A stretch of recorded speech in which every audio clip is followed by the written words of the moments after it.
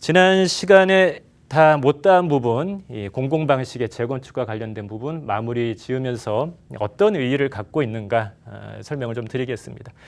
공공방식의 재건축 설명을 드렸었죠. 이 원래의 공공방식을 택하지 않았을 때 세대수 대비 한 2배 정도 세대수를 늘려주는 대신, 경우에 따라서는 50층까지 층고를 늘려주는 대신 그 늘어난 이 세대수는 공공주택으로 다 기부 체납으로 돌려버리겠다라는 뜻이 되겠습니다. 세대수는 늘어납니다만 그것이 이 조합원 입장에서는 내 사업 수익으로 만들 수 있는 일반 분양분이 아닌 공공에 환원을 시켜야 되는 그런 상황이 벌어지는 것이죠.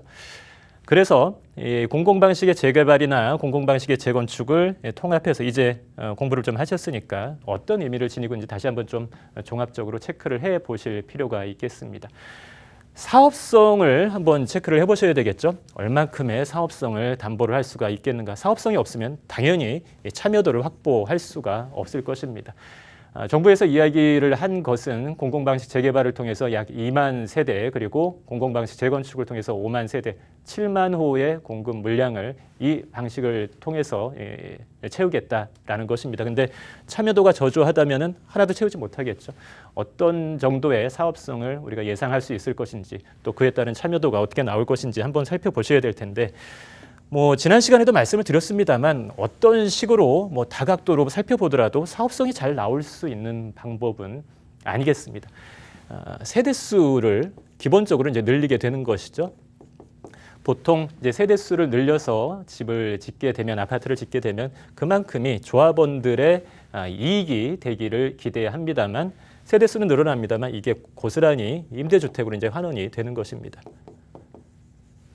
나한테 돌아올 것이 이제 아무것도 없는 것이죠. 세대수 늘어나는 만큼 뭐가 늘어나죠? 공사 비용이 늘어나게 될 것이고요. 그리고 기간도 더 늘어나게 될 것입니다. 세대수가 늘어나는 방식을 도식적으로 본다면 좀 크게 두 가지로 나눠서 보실 수가 있겠죠. 이제 건폐율을 포기하는 경우를 예상해 보실 수가 있겠습니다. 동일한 대지 면적 위에 세대수를 2배로 늘리게 된다면 기존에는 동간거리가 이 정도를 구상하면서 추진했던 사업이 이제 동간거리를 좁혀야 되겠죠. 다닥다닥 붙여서 만들어야만 2배 정도의 세대수를 만들 수가 있을 것입니다. 조경 면적 같은 거 이제 다 포기해야 되는 것이죠. 건폐율을 포기하는 그 순간 고급 아파트로서의 타이틀은 이제 사라지는 것입니다. 혹은 다른 경우도 생각을 해볼 수가 있겠습니다. 건폐율을 그대로 지켜나간다. 동간거리를 최대한 널찍널찍하게 당초 계획대로 유지하면서 쾌적하게 진행을 하겠다. 그 상태에서 2배의 세대수를 만들려면 이제 용적률을 최대한 끌어올려야 되는 것이죠. 정부에서 이야기한 50층 꽉 채워서 이제 높게 지어야만 하는 것입니다. 50층. 이 50층이라는 것에 굉장히 방점을 찍고 많이 이야기를 하고 있는 것 같습니다.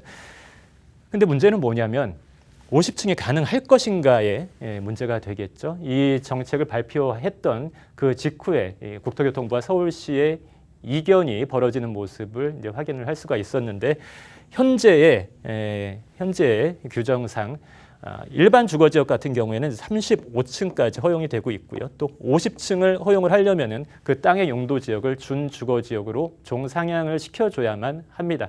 근데 그 용도 지역 변경의 권한을 서울시에서 갖고 있죠. 서울시에서 과연 쉽게 해줄까요? 여러분들이 한번 예측을 해보실 수 있는 그 몇 가지 사례들, 지금까지 서울시의 행정이 어떠했는가를 통해서 과연 50층 이 용도지역 상향을 통해서 준주거지역으로 용도지역을 막 올려줘서 50층을 확보를 해줄 것인가 예측해 보실 수 있는 몇 가지 사례를 한번 말씀을 드리도록 하겠습니다. 재건축의 대표 아파트라고 할 수가 있겠죠. 어떤 경우에도 늘 거론이 됩니다. 2003년도에 조합설립 추진위를 구성하고 나서 현재까지 그 다음 단계로 나아가지 못하고 있는 상태입니다. 정말 이제 답답하죠. 기다리던 분들이 기다리다 못해서 보통 이제 재건축을 진행하면은 그 집에 별로 이제 손을 안 대죠. 쓸데없는 비용이 될 수가 있으니까. 근데 다 포기하고 여기저기 이제 수리해서 자체적으로 리모델링해서 쓰고 계신 그런 상태입니다. 아무튼 가장 처음에 서울시와 문제가 됐던 것이 층고의 문제였습니다. 몇 년간에 걸쳐서 이 조합 측에서는 이제 50층을 목표로 또 서울시에서는 35층을 목표로 힘겨루기를 하다가 결국 이제 받아들였습니다.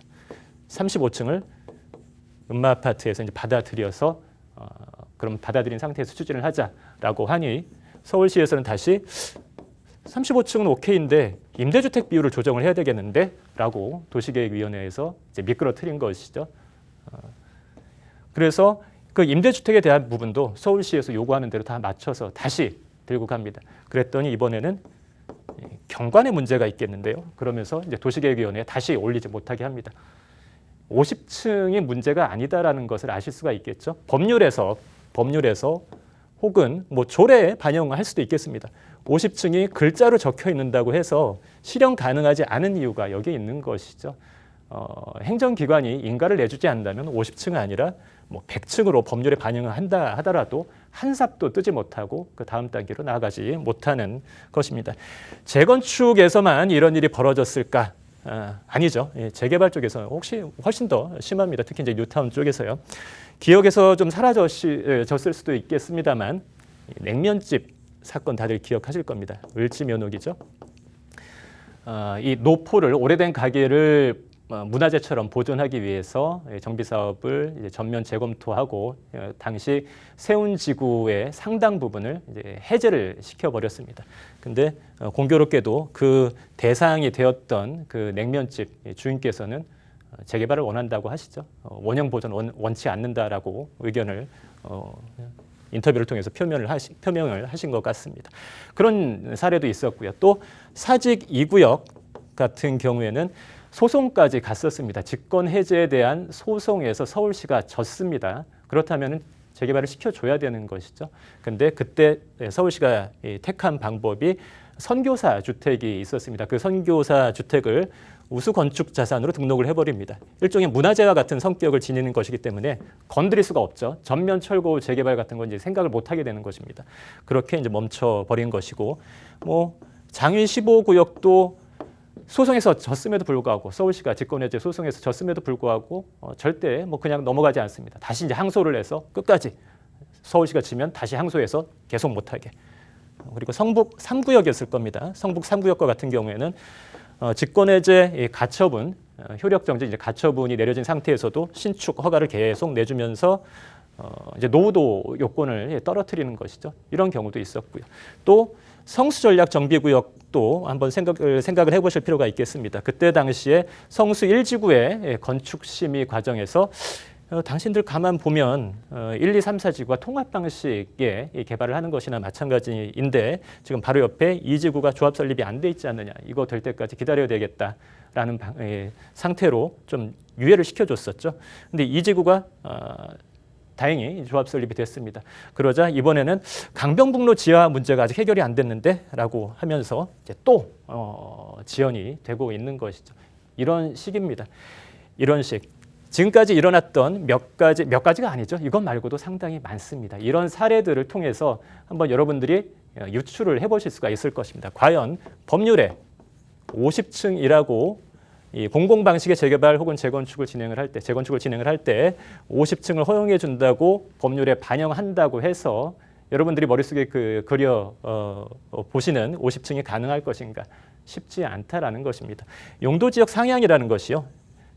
그렇게 쉽게 일어날 수도 없는 일이고 또 잘잘못을 떠나서 그렇게 쉽게 해줘서도 안 되는 일인 것입니다. 그래서 너무 50층 이거에 집착하시면서 포커스를 맞춰서 너무 장밋빛 꿈을 꾸시지는 않았으면 하는 생각입니다.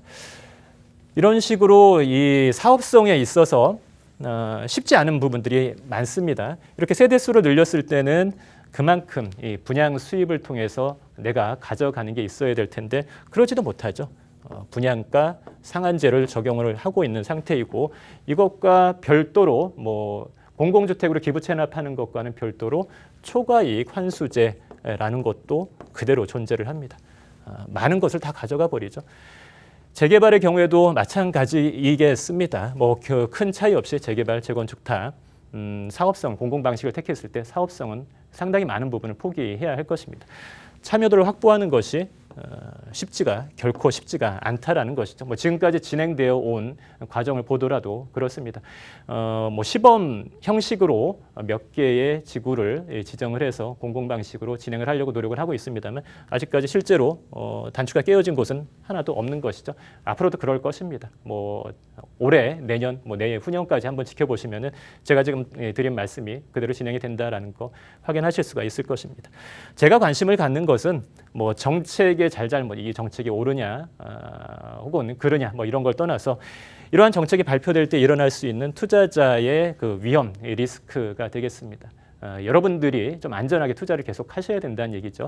특히 이 재개발 시장 관련해서 좀 조심을 하셔야 될 것입니다. 왜냐하면 재건축 시장은 어차피 금액대가 상당히 높아서 지금 방송을 보고 계신 분들 중에서 강남 재건축 시장에 뛰어들 수 있는 분 별로 없을 겁니다. 이제는 하도 고가가 돼서 대부분 그나마 내가 갖고 있는 돈으로 한번 노려볼 만한 곳이 재개발 시장이다 보니까 공공 방식의 재개발 그게 자꾸 이제 귓전에 맴돌면서 열심히 뛰어드시는 분들이 있습니다. 근데 공공 방식의 재개발을 진행한다고 해서 정비구역 지정 요건을 완화시켜주는 것은 단 하나도 없습니다. 그러니까 무슨 말이냐면은 원래부터 정비구역 지정 요건을 갖추고 있는 곳 알고 계시죠? 정비구역 지정 요건이 어떻게 되는지 노후도를 비롯해서 접두율, 과소필지, 호수 밀도와 같은 것 중에 하나 이런 물리적인 요건을 확실하게 갖추고 있는 곳에 대해서 그래서 정비구역이 지정되었거나 아니면 조합 설립 그 전후에 초기 단계까지 간 곳들이나 우리 한번 공공재개발을 선택해서 해볼까? 이럴 때나 의미가 없는 것이지 지금 아무것도 이루어지지 않은 곳에 정부에서 공공재개발이라는 정책을 펼친다고 해서 갑자기 노후도도 만족하지 못하는 곳에 재개발을 시켜주고 그런 일은 절대로 일어나지 않는다라는 뜻입니다. 근데 가급적이면은 내가 어떤 투자를 생각을 할 때 좀 희망적인 방향으로 내 생각을 내 판단을 합리화하는 경우가 많습니다. 공공재개발 해준다는데 뭐 빨리빨리 여기도 구역 지정 시켜주고 재개발 시켜주겠지. 그렇지 않습니다. 그런 일은 일어나지 않습니다. 따라서 여러분들이 어떤 투자, 재개발과 관련된 투자를 하고 싶어서 뭐 상담을 받는다거나 뭐 알아보실 때 여기가 이제 공공재개발이 추진될 겁니다. 그래서 지금 구역 지정은 되어 있지 않지만 빨리 투자를 하십시오. 뭐 이런 말을 듣게 된다면 한 번, 두 번 다시 생각해 보시고 그리고 나서 웬만하면 하지 마시는 게 않으시는 게 여러분들에게 도움이 될 것입니다. 이렇게 말씀을 드려도 접수가 안 되시는 분들이 있다는 걸 알고 있습니다. 하지만 제 소임은 다 해야 되니까요. 정비사업의 지정개발자 관련해서 이제 실무적인 부분 넘어가서 설명을 좀 드리도록 하겠습니다. 공공시행자 정비사업의 이제 공공시행자와 좀 맞닿아 있는 부분이 있습니다. 조합이 사라진다. 조합이 사라지고 나서 다른 사업 주체가 들어와서 사업을 한다라는 것은 동일한 부분입니다만 사업 주체가 시장군수라든지 토지주택공사와 같은 공공기관이 아니고 이제 민간기관으로 넘어오게 되는 것입니다. 대표적인 것이 이제 지정개발자 중에서는 신탁회사 뭐 잘 알고 계실 것입니다. 특히 이제 여의도에서 일찍 이 방식을 택해서 진행을 해오기 때문에 신문지상을 통해서도 들어보셨을 것이고요.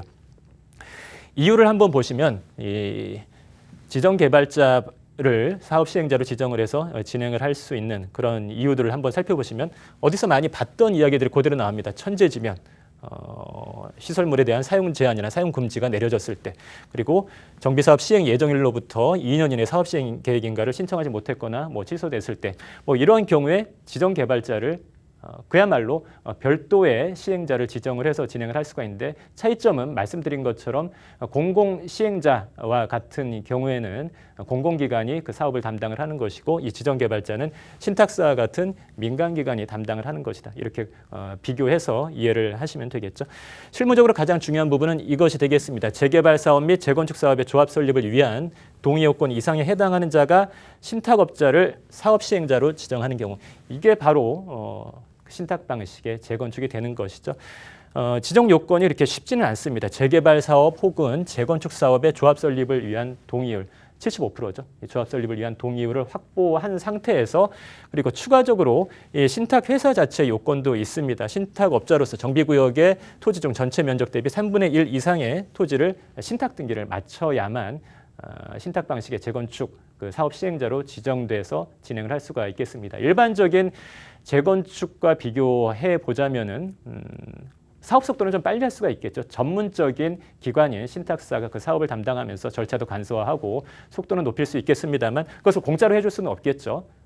이 토지 등 소유자들이 신탁사에 수수료를 지급하면서 대신 비용은 좀 더 늘어납니다만 대신 속도를 좀 빨리 하고 이 기간을 단축시키는 그런 의미가 있겠습니다. 그런데 보시는 것처럼 시행령상에 이 신탁 등기 3분의 1의 요건을 갖추고 있습니다만 이걸 또 이제 서울시에서는 연구 용역을 통해서 4분의 3으로 끌어올리려고 하고 있습니다. 좀 굉장히 의아한 부분입니다. 도시민 주거환경 정비법에도 그리고 시행령에도 이것을 조례에 위임한다라는 말은 그 어디에도 없습니다만 이 법률상에 그야말로 법률상에는 3분의 1 이상입니다만 서울시에서는 이것을 4분의 3으로 대폭 높이는 방안을 지금 검토 중이라는 것입니다. 어떤 식으로 이걸 구현을 할지 모르겠습니다만 당연히 4분의 3으로 높여버리면은 신탁사들이 그 사업장에 들어가서 정비 사업을 맡는 게 굉장히 어려워지겠죠. 아까 제가 말씀드렸던 것처럼 50층 허용해 주는 게 아무런 의미가 없다.